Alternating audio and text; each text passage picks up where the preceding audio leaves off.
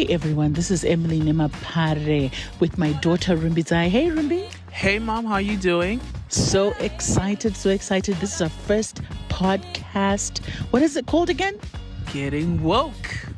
Girl, I don't even know what Getting Woke is all about. But hey, for those who are tuning in, Getting Woke is really our platform where we have frank conversations as mother and daughter. But we decided to open the platform and have other young people join us. So, Ru, would you have your friends? Why don't you introduce us? All right, guys. So today we have Daryl. He's an occupational therapist. He's the woke one. And then we have Fungai, and he's a TV presenter, host, yada, yada, yada, yada. He's entertainment, okay? And he is also pretty woke. Then we have Lindy, who's a videographer.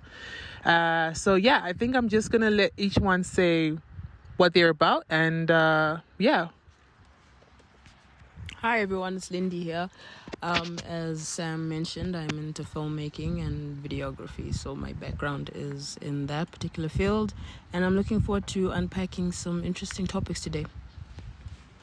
Hello everyone, Fungai here, and I am a writer, director, entertainment host, and like Lindy, like Sam, I am definitely looking forward to talking to you guys about whatever may come up. Hi guys, I'm Daryl.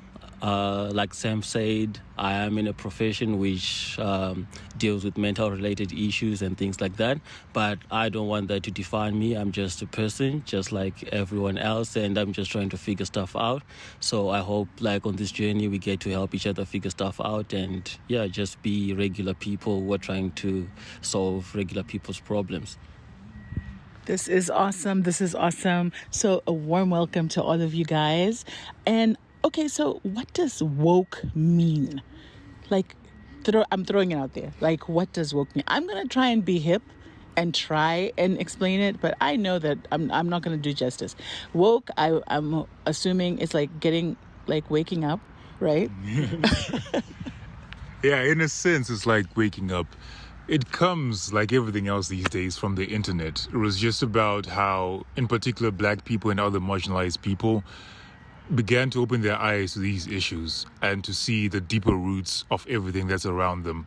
And so it took on a life of its own way. Basically, anytime you examine these major issues or even minor issues, you can be woke about chips, for crying out loud, if you want to. But just the fact that you're putting in a lot of thought into something, that means you're getting woke about it. So for the bigger issues, when you talk about them with your friends, they say, well, that person is woke in regards to this and that. That's exactly what they're saying. Yeah, and I agree. From my own personal interpretation of being woke, I'd say is questioning what you've always believed. It's questioning your own thoughts, your own beliefs, and your own values. Because personally, I believe that we are brought into this world and we are taught how to interpret how the world operates from other people, from society. So being woke, I think, is just being in a position whereby you just want to express yourself as well as understand yourself as an individual. What I'm trying to say is questioning what you've been told all this while, like growing up until where I am in this point in time, questioning that and trying to find, is there more out there? Am I the same person I've always grown up to be? And just, You guys are a curious generation, guys, because all I'm getting from you guys is questioning here, questioning that. So as a parent, one of my major challenges, right, is that I, number one, will expect my kids to listen to me. And do you find that with your parents as well? Do you find that the generation gaps, because you guys are like, what, in your 20s, right? Mm-hmm. So you're in your mid-20s. And when you're dealing with your parents or your guardians or whoever, how do you bridge the gap between them understanding some of the decisions that you want to make in your life? And where is it that as parents, we need to understand your perspective as well? Ru, how do you manage me, girl? How do you manage me? Okay, so at first, I was trying to manage. You see, that's where the issue is. Trying to manage someone who comes from a different generation. That's where you have to now, that's the being woke. Realizing that you should not be trying to manage something that you cannot control anymore, right? So this is relating to when we had that conversation off air about how there is so much that you guys don't understand and don't see. And then we realize, you know what, it's actually not your issue. It's not your problem. And it's something that we need to deal with. Because, like, not that marasika or anything, you understand? But, you know, it's just deeper than that. I don't know. What do you guys, how do you handle, how do you manage? Or are you still managing your parents, Lindy? Yeah, I think with each generation, it always changes. It's always ever changing. So I think the relationship we have with our parents, it's never constant. It's just to occupy that space. It's to bridge that gap. It's tricky. It's something that I think with time you can navigate, but for me, it's a struggle. To really connect with my parents. Yeah, they're old. They're up there with age, and they just. I feel like it's a tricky one. It really is hard to really level out. Yeah. See what's what. So, you know, one of the things I thought about this a lot recently, and I think we have probably the first generation that sees their parents as humans before we see them as parents. And knowing our own flaws, our own faults as human beings, we realize, hey, maybe my parents have that as well. As a parent, I want you to see me as a parent first and not a human being. So that is messed up because, like, honestly, I would want you to see me as your mom, right? And not to see me as, but I always say, you know, when it's convenient for me, right? I'll be like, no, but you need to see me as a woman.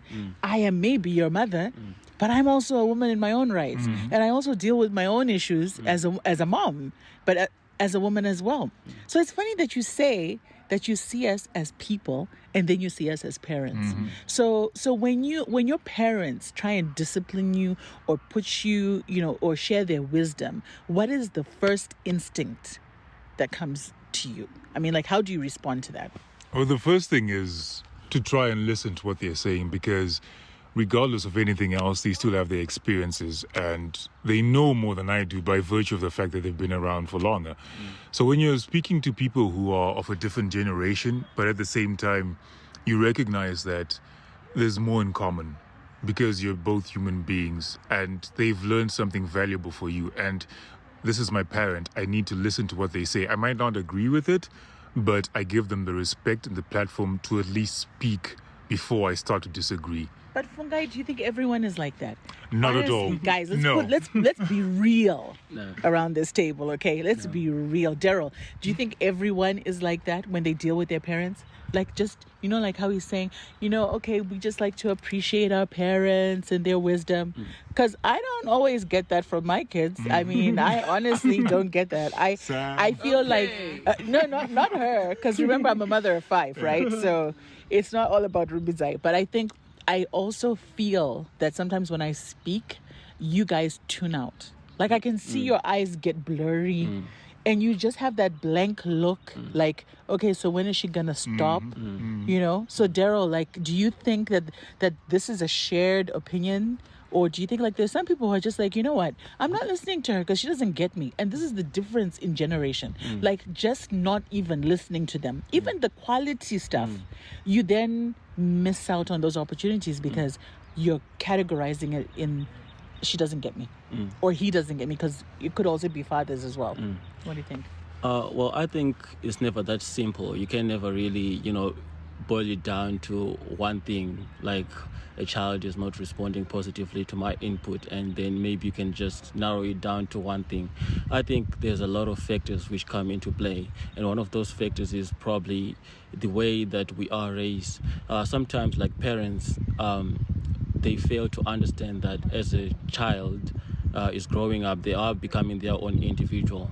We are constantly, like, especially coming from an African background, there are these values that are instilled upon you, such that parents sort of like try and live their lives rather through you. So they want to see you become that which they have failed to become. Absolutely. We want to live our lives vicariously through you. Through us, So yeah. like the things that I have been unable to do in my life, I will also want you to succeed. Which is a very good thing, and it's a very parenty thing to do, because like you don't want to see your child fail. But then I think it's taken to the extreme, especially in the African context, whereby we are not going to explore other areas where the child is gifted, and we make them feel inferior for not being good at what we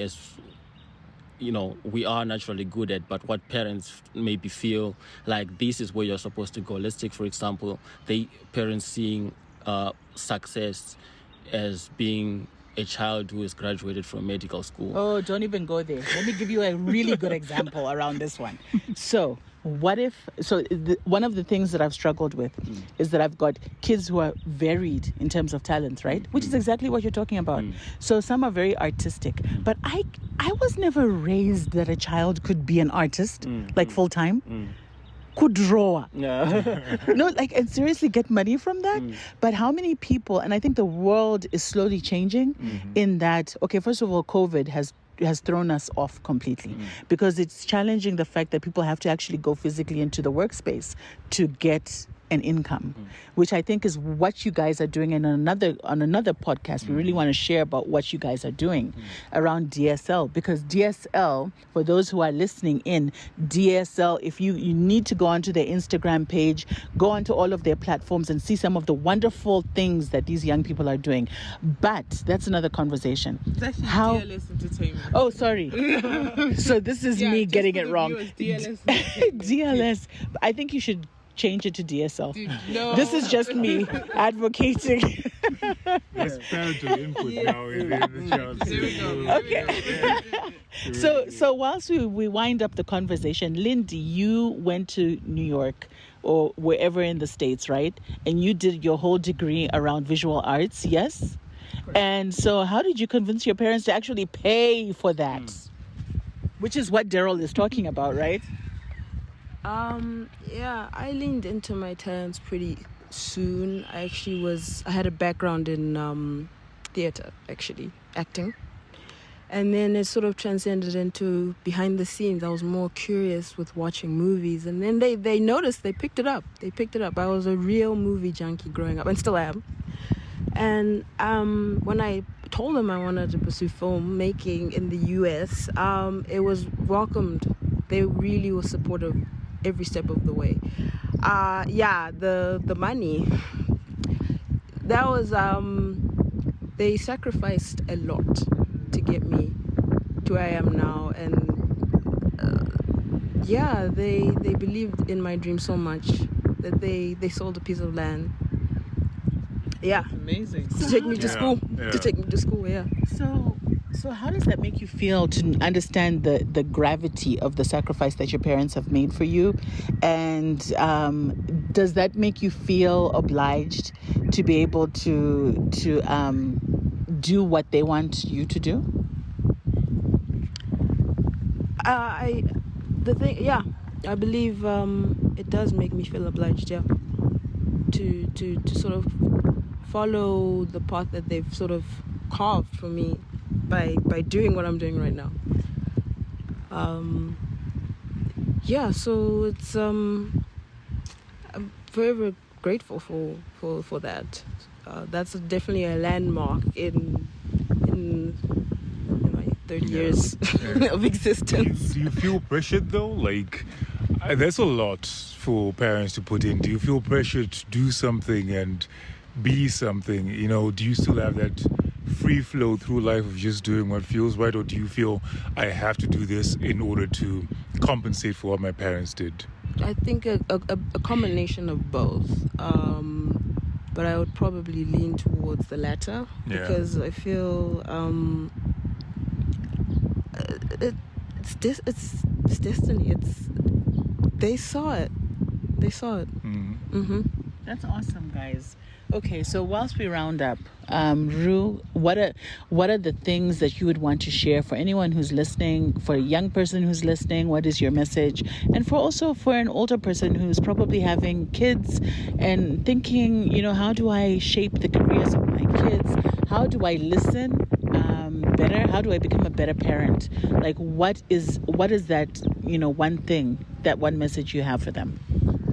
Okay, so the one message I have for everybody, whether you're a parent, whether you're a child, is to before you get any deeper in this topic, you need to slowly take a step back and remove yourself from the bubble, from the energy around whether it's picking or deciding to tell your parents that, you know what, I want to be doing film, for example, and you need to sort of step back as a parent and you step back as a child and just first analyze your situation, So that's the advice I have. But then I think in part 2 of this podcast, it's going to get way better and deeper. We're going to see the bridge between parents and kids deciding on going to college and career. We're going to further get into this conversation very deep, guys. So stay tuned for the next podcast. Okay, so on that, I think, Rumbi, you've pretty much wrapped it up. I was going to give everyone else an opportunity to say something. So maybe quickly, Fungai, what are your last words? My words will always be, no matter who you're talking to, but especially if it's your parent or child, just listen. Yeah. And just take it in before you start making your judgments. Just listen to what the person is saying. Yeah, exactly. Breathe, person. Breathe, mom, and then breathe out. And listen to the child and then make your judgments from a place of calmness, because it doesn't help to lose your head when you're having these conversations. So just listen. One word from me, simple. We're in this together. We're all in this together. So, yeah. Absolutely. Thank you. Yeah. And Daryl, what do you... I'd say maybe on both sides. Like, as children, we need to give our parents, the platform they need. They are our parents, so they know better. But also the parents, they need to understand that we are becoming our own people. So we also need that platform, that room to wiggle and try and figure ourselves out. Let us go, let us explore the world and come back. We will come back, but we need to find out what's out there. Don't restrain us. Don't keep us indoors. Let us go outside and we'll come back. Wow, awesome. So thank you, guys. For those who are listening and tuning in, this is really special. We are sitting under a tree at my house. No production costs whatsoever, straight from the heart conversations with young people.